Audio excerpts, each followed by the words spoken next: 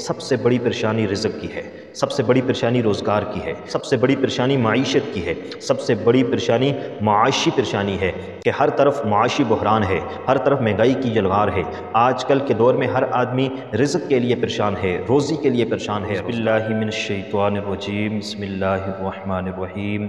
معزز ناظرین اکرام، السلام علیکم ورحمۃ اللہ وبرکاتہ۔ معزز ناظرین، امید ہے کہ آپ سب خیر و عافیت سے ہوں گے۔ آج کی ویڈیو میں آپ کو ایک سنت وظیفہ بتلانے لگا ہوں جو کہ حدیث سے ثابت ہے، اور جو حدیث میں آپ کو سنانے لگا ہوں اس حدیث کے اندر وظیفہ بھی موجود ہے، اور اس حدیث کے اندر اس وظیفہ پڑھنے کا فائدہ اور ثمر بھی موجود ہے۔ تو آئیے اس حدیث کو سنتے ہیں کہ حدیث کے اندر پیغمبر علیہ الصلوۃ والسلام کون سا وظیفہ بتلانے جا رہے ہیں اور کون سی بات کرنے جا رہے ہیں، اور اس وظیفے کا فائدہ کیا بتلا رہے ہیں۔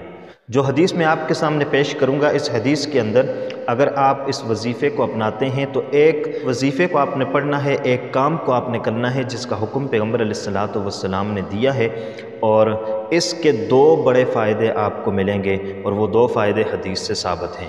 حضرت عبداللہ ابن عباس رضی اللہ تعالیٰ عنہ روایت کرتے ہیں کہ نبی کریم صلی اللہ علیہ وسلم کا ارشاد ہے، من لزم الاستغفار جعل اللہ لہ من کل ہم فرجا ویرزقہ من حیث لا یحتسب، کہ جو آدمی من لزم الاستغفار جعل اللہ لہ من کل ہم فرجا، جو آدمی اپنے اوپر استغفار کو لازم کر لیتا ہے، یہ وظیفہ ہے کہ استغفار کو اپنے اوپر لازم کر لینا۔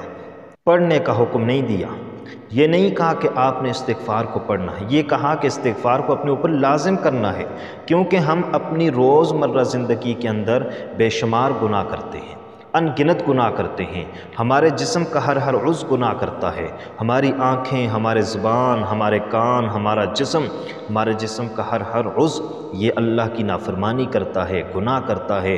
تو اس کے لیے ہمارے لیے ضروری ہے کہ ہم استغفار کو اپنے اوپر لازم کر لیں، اور جب ہم لازم کریں گے تو لازم کرنے کا مطلب یہ ہے کہ ہم کبھی نہیں چھوڑیں گے، ہم استغفار ہر صورت لیں گے، ہم استغفار کو کبھی نہیں چھوڑیں گے، ہم اس طریقے سے استغفار کو پڑھیں گے کہ ہم استغفار کو کبھی نہیں چھوڑیں گے، اور روزمرہ زندگی میں پڑھیں گے، صبح و شام پڑھیں گے، استغفار کریں گے، مغفرت طلب کریں گے، معافی مانگیں گے، تو اللہ تبارک و تعالی ہمیں دو انعامات سے نوازے گا، اور یہ انعامات کوئی چھوٹے انعامات نہیں ہیں، بہت بڑے انعامات ہیں۔ اگر آپ استغفار کرنے والے بن جائیں، صبح و شام استغفار کرنے والے بن جائیں، آپ کی زندگی میں استغفار آ جائے، اور آپ صبح و شام استغفر اللہ کا وظیفہ پڑھنا شروع کر دیں، تو پیغمبر علیہ الصلوۃ والسلام نے دو انعامات کا تذکرہ کیا۔ پہلا انعام کیا ہے؟ جعل اللہ لہ من کل ہم فرجا، اللہ تبارک و تعالیٰ اس پر سے غموں کو دور کر دیں گے، تکلیفوں کو دور کر دیں گے، پریشانیوں کو دور کر دیں گے، مصیبتوں کو دور کر دیں گے۔ پتہ یہ چلا کہ جو آدمی استغفار کرتا ہے، اللہ تبارک و تعالیٰ اس پر سے پریشانیوں کو، مصیبتوں کو، تکالیف کو دور کر دیتے ہیں۔ دوسرا فائدہ کیا بتایا؟ وَيَرْزُقْهُ مِنْ حَيْثُ لَا يَحْتَسِبْ، اللہ تبارک و تعالیٰ اسے وہاں سے رزق عطا فرماتے ہیں جہاں اس کا وہم و گمان بھی نہیں ہوتا۔ ایک تو یہ ہے کہ انسان کا کچھ خیال اور تصور ہوتا ہے کہ فلاں جگہ سے مجھے کچھ مل جائے گا، لیکن اللہ وہاں سے رزق دے گا جہاں انسان کا خیال اور تصور بھی نہیں جاتا۔ انہی غیب کے خزانوں سے اللہ تبارک و تعالیٰ انسان کی مدد کریں گے، اس کو رزق عطا کریں گے۔ آپ جانتے ہیں کہ آج کل کے دور میں سب سے بڑی پریشانی رزق کی ہے، سب سے بڑی پریشانی روزگار کی ہے، سب سے بڑی پریشانی معیشت کی ہے، سب سے بڑی پریشانی معاشی پریشانی ہے کہ ہر طرف معاشی بحران ہے، ہر طرف مہنگائی کی جلوار ہے۔ آج کل کے دور میں ہر آدمی رزق کے لیے پریشان ہے، روزی کے لیے پریشان ہے، روزگار کے لیے پریشان ہے۔ تو اس وظیفے کو اپنائیے، استغفار کو اپنائیے، اپنی زندگی میں استغفار لائیے۔ اگر آپ استغفار کرنے والے بن جائیں گے، استغفار کی برکت سے اللہ تبارک و تعالی آپ کو 2 انعامات سے نوازے گا۔ ایک انعام ہے کہ آپ پر غم نہیں آئیں گے، پریشانیاں نہیں آئیں گی، مصیبتیں نہیں آئیں گی، تکلیفیں نہیں آئیں گی، اور اگر آئیں گی بھی تو اللہ ان کو اپنی مدد سے ہٹا دیں گے۔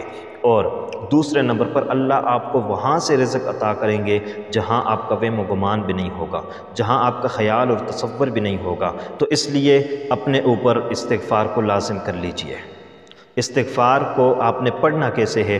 آپ ہر نماز کے بعد استغفار پڑھنا شروع کریں۔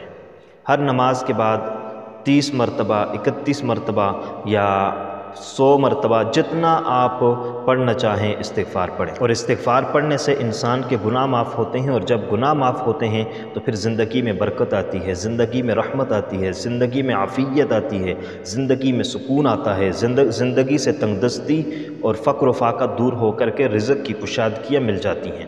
اور استغفار کا پڑھنا پیغمبر علیہ الصلاۃ والسلام کی سنت ہے۔ یہ بات بھی ذہن کے اندر رکھیے کہ استغفار پڑھنا یہ آمنہ کے لعال، عبداللہ کے در یتیم، محمد مصطفیٰ احمد مجتبیٰ صلی اللہ علیہ وسلم کی سنت ہے۔ آپ صلی اللہ علیہ وسلم استغفار پڑھا کرتے تھے، استغفار کیا کرتے تھے۔ اور استغفار کتنی بار کرتے تھے؟ پیغمبر علیہ الصلاۃ والسلام کی حدیث ہے، انی لاستغفر اللہ واتوب الیہ فی کل یوم 70 مرہ۔ پیغمبر علیہ الصلاۃ والسلام نے فرمایا کہ میں دن میں اللہ تبارک و تعالیٰ سے استغفار طلب کرتا ہوں، معافی طلب کرتا ہوں، توبہ کرتا ہوں، اور 1 یا 2 مرتبہ نہیں، 70 مرہ، 70 مرتبہ استغفار کرتا ہوں، 70 مرتبہ توبہ کرتا ہوں۔ تو وہ پیغمبر جو مرحوم پیغمبر ہیں، مغفور پیغمبر ہیں، معاف کیے ہوئے پیغمبر ہیں، جن سے گناہ سرزد نہیں ہوتا، غلطی سرزد نہیں ہوتی، معصوم عن الخطا ہیں، وہ پیغمبر اگر دن میں 70 مرتبہ استغفار کرتے ہیں، توبہ کرتے ہیں، تو مسلمانوں پھر ہم جو ہر طرف سے گناہوں میں ڈوبے ہوئے ہیں تو ہمیں کس قدر استغفار کرنے کی ضرورت ہے، تو ہم کیسے استغفار نہیں کریں؟ تو ہم غفلت میں ڈوبے ہوئے ہیں، گناہوں کے باوجود غفلت میں ڈوبے ہوئے ہیں، غلطیوں کے باوجود ہم غفلت میں ڈوبے ہوئے ہیں، اور نافرمانیوں کے باوجود ہم غفلت میں ڈوبے ہوئے ہیں۔ اس لیے ہم گناہ کرتے ہیں، غلطیاں کرتے ہیں، لغزشیں کرتے ہیں، رب کی نافرمانیاں کرتے ہیں۔ تو اس لیے اگر پیغمبر علیہ الصلاۃ والسلام دن میں 70 مرتبہ توبہ استغفار کرتے ہیں تو ہمیں کتنی مرتبہ توبہ استغفار کرنا چاہیے؟ تو اس لیے استغفار کو اپنا معمول بنا لیں، کوشش کریں کہ اپنی زندگی میں استغفار کو لائیں، صبح و شام استغفار کریں، رات کو سوتے وقت استغفار کریں، ہر نماز کے بعد استغفار کریں۔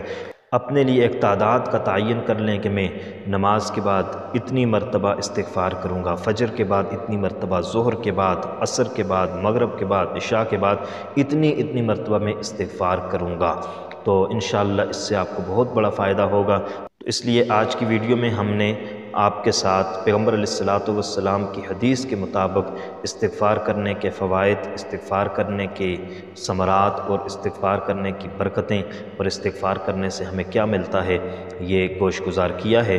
کہ امید ہے کہ آپ کو ہماری آج کی ویڈیو پسند آئی ہوگی۔ مزید اچھی ویڈیوز کے لیے ہمارے چینل کو ضرور سبسکرائب کیجئے گا۔ اللہ حافظ۔ السلام علیکم ورحمۃ اللہ وبرکاتہ۔